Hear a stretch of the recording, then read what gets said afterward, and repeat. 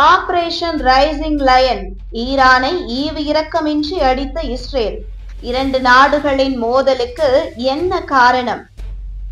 மத்திய கிழக்கு நாடுகளில் பதற்றத்தை அதிகரிக்கும் வகையில் இஸ்ரேல் ஆபரேஷன் ரைசிங் லயன் என்ற பெயரில் ஈரான் மீது ஒரு பெரிய அளவிலான வான்வழி தாக்குதலை நடத்தியுள்ளது. இந்த நடவடிக்கையானது வெள்ளிக்கிழமை அதிகாலை தெஹ்ரான் மற்றும் நடான்ஸ் அருகே உள்ள ஈரான் நாட்டின் சர்ச்சைக்குரிய அணுசக்தி திட்டத்தின் மையப்பகுதிகளை குறிவைத்து நடத்தப்பட்டது. ஆரம்ப அறிக்கைகளின்படி இந்த தாக்குதலில் இஸ்லாமிய புரட்சிகர காவல்படையின் தளபதி மேஜர் ஜெனரல் ஹொசைன் சலாமி மற்றும் தலைமை அதிகாரி முகமது பாகேரி உட்பட பல உயர்மட்ட ஈரான் ராணுவ அதிகாரிகள் கொல்லப்பட்டனர். இவர்கள் ராணுவ தலைவர்கள் மட்டுமல்ல, ஈரானின் ராணுவ திட்டமிடல் மற்றும் பிராந்திய செல்வாக்கு முயற்சிகளில் முக்கிய நபர்களாக இருந்தவர்கள். ஈரான் அணு ஆயுதம் தயாரிப்பதை தடுக்கும் முன்னெச்சரிக்கை நடவடிக்கையாகவே இந்த தாக்குதல் நடத்தப்பட்டதாக இஸ்ரேல் அரசாங்கம் தெரிவித்துள்ளது. ஈரான் 70% யுரேனியம் செறிவூட்டல் அளவை எட்டியுள்ளது. இது அணு ஆயுதம் தயாரிக்கும் தரத்திற்கு மிக அருகில் உள்ளது. மேலும் ஈரான் புதிய அணு அமைப்பை நிறுவி தாக்குதலுக்கு ஒரு நாளுக்கு முன்பு மற்றொரு செறிவூட்டல் தளத்தை கட்டத் தொடங்கியதாக மொசாத் உளவுத்துறை அறிக்கைகள் சுட்டிக்காட்டுகின்றன. சர்வதேச அணுசக்தி முகமை கூட சமீபத்தில் ஈரான் அணு ஆயுதம் தயாரிக்க தீவிரமாக திட்டமிடுவதாக கூறியது. எந்த விலை கொடுத்தும் ஈரான் அணு ஆயுதம் வைத்திருப்பதை தடுக்க இஸ்ரேல் உறுதியாக இருக்கிறது. நேற்று இஸ்ரேல் பிரதமர் பெஞ்சமின் நெத்தன்யாகு மூடிய அறையில் நடந்த கூட்டம் ஒன்றில் பேசுகையில், நாம் இப்போது செயல்படவில்லை என்றால் செயல்பட வேறு தலைமுறை இல்லாமல் போகலாம் என்று கூறியதாக தெரிகிறது. இதையடுத்தே இஸ்ரேல் ஈரான் மீது நேற்று தாக்குதல்களை நடத்தியது.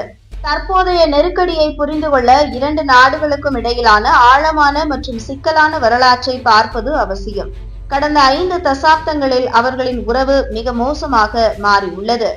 1979க்கு முன்பு மேற்கத்திய ஆதரவு பெற்ற ஈரான் ஷாவின் கீழ் இஸ்ரேலுடன் நெருக்கமாகவே இருந்தது. ஈரானும் இஸ்ரேலும் வலுவான ராஜதந்திர மற்றும் உளவுத்துறை உறவுப்படிகளை பேணி வந்தன. இஸ்ரேலை அங்கீகரித்த சில முஸ்லிம் பெரும்பான்மை நாடுகளில் ஈரான் ஒன்றாகும். மேலும் இரு நாடுகளும் வர்த்தகம், எண்ணெய் மற்றும் பாதுகாப்பு ஆகியவற்றில் ஒத்துழைத்தன. இருப்பினும் 1979 இஸ்லாமிய புரட்சி எல்லாவற்றையும் மாற்றியது.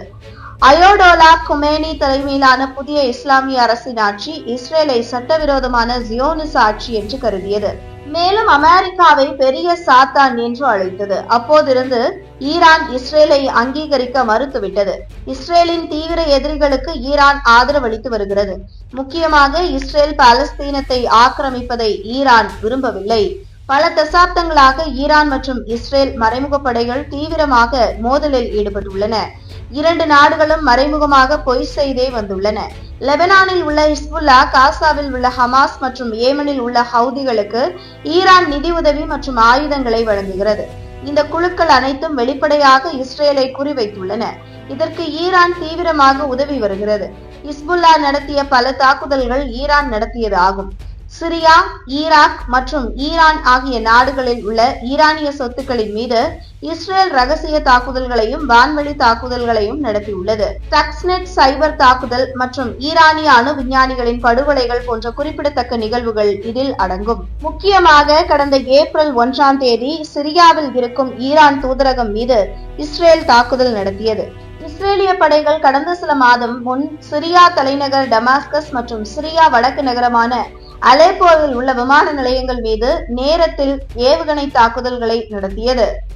அங்கு உள்ள ஓடுபாதைகளை சேதப்படுத்தியதாகவும் 2 குடியிருப்புகள் அருகே ராக்கெட் தாக்குதல் நடத்தியதாகவும் கூறுகிறது. ஈரானிய ராணுவ தளபதிகள் டமாஸ்கஸில் உள்ள ஈரானின் தூதரக வளாகத்திற்குள் ஒரு உயர்மட்ட கூட்டத்தை கூட்டுவது பாதுகாப்பானது என நினைத்து அங்கே கூட்டம் நடத்தி கொண்டிருந்தனர். சர்வதேச விதிமுறைகளின்படி தூதரங்களை தாக்கக்கூடாது. இதனால் அங்கே ஈரான் ராணுவ அதிகாரிகளின் கூட்டம் நடந்தது. ஆனால் சர்வதேச UN விதிகளை மீறி தூதரக வளாகத்தின் மீது வான்வழி தாக்குதலில் இஸ்ரேல் ஈடுபட்டது. இதில் 7 ஈரானிய அதிகாரிகள் கொல்லப்பட்டனர். ஈரானின் உயர்மட்ட ராணுவ அதிகாரிகளில் ஒருவரான பிரிகேடியர் ஜெனரல் முகமது ரெசா ஜஹேதி கொல்லப்பட்டார். இவர் புரட்சிகர காவல்படையின் மூத்த தளபதி ஆவர். இந்த அட்டாக் ஈரான் இஸ்ரேல் இடையே மோதலை இன்னும் தீவிரமாக்கியது. இதற்கு கடந்த வருடமே ஈரான் பதிலடி கொடுத்தது. அதற்கு இஸ்ரேலும் திருப்பி தாக்கியது. இந்த வருடம் இப்போது மீண்டும் இஸ்ரேல் ஈரான் மோதல் எழுந்துள்ளது. இத்தனை நாட்களாக தாக்காமல் இருந்தவர்களை மீண்டும் தாங்கிக் கொள்ள தொடங்கியுள்ளது. ஈரான் அணு ஆயுதத்தை உருவாக்கும் சூழல் உள்ளதால் இஸ்ரேல் இந்த தாக்குதலை நடத்தியதாக கூறப்படுகிறது.